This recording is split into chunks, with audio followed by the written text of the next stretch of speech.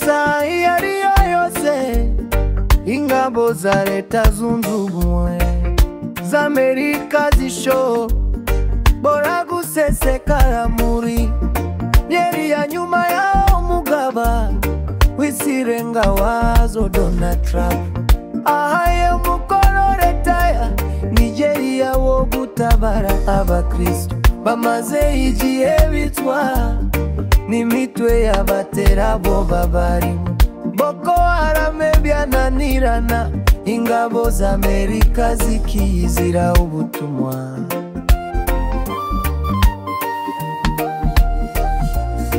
Donald Trump yashize ku rubuga rwe rwa Truth Social kuwa gatandatu w'icyumweru gishize yaragize ati ingabo za Amerika ziteguye kujya muri Syria gihugu cyantaye ikuzotishwe n'intambara tukajya guhangurayo gihebe. Beba Isilamu birimo gukora abuwesha n'indengo mbere yakomeje agira ati kubera iyo mpamvu tegetse Minisiteri y'Ingabo isigaye itwa Minisiteri indabara kwitegura kugira cyakora nitugaba ibitero biza binigitiro y'ubushira bikomeye kandi biza bimeze nk'ibyo biriya bihebe bikoresha iyo bibasira abagenzi bacu beza baba Kristo kugira ngo berekane ko bakomeje. Minisitiri w'Ingabo wa Leta Zunze Ubumwe za Amerika Peter Gizefu yahise asubira ubutumwa bwaba Donald Trump agaragaza ko yabumvise kandi agiye kubushyira mu bikorwa ati yesa Minisiteri itsinzwe irimo kwitegura. Guverinoma yateye irahitamo kurinda abakristu cyangwa se twayisiriya ihebe by'abayisilamu birimo gukora amarababa.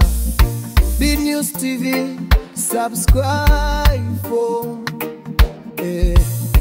BNews TV subscribe for yakomeje agira ati kubera iyo mpamvu egetse Minisiteri y'Ingabo busigaye yitwa Minisiteri y'Ingabo kwitegura kugira itoyibo ekugaba ibitero kugenda ibitero bibuhuse cyane bikomeye kandi biza bimeze nk'ibyo biriya bihebe bikoresha iyo bibasira abagenzi bacu beza baba Kristo kugira ngo berekane ko bakomeje. Minisitiri w'Ingabo wa Leta Zunze Ubumwe za Amerika Peter Gizefu yahise asubira ubutumwa bwaba Donald Trump agaragaza ko yabumvise kandi agiye kubushyira mu bikorwa ati yesa Minisiteri nshinzwe birimo gutegura. Guverinoma ya Nigeria irahitamo kurinda abakristu cyangwa se twayisiriya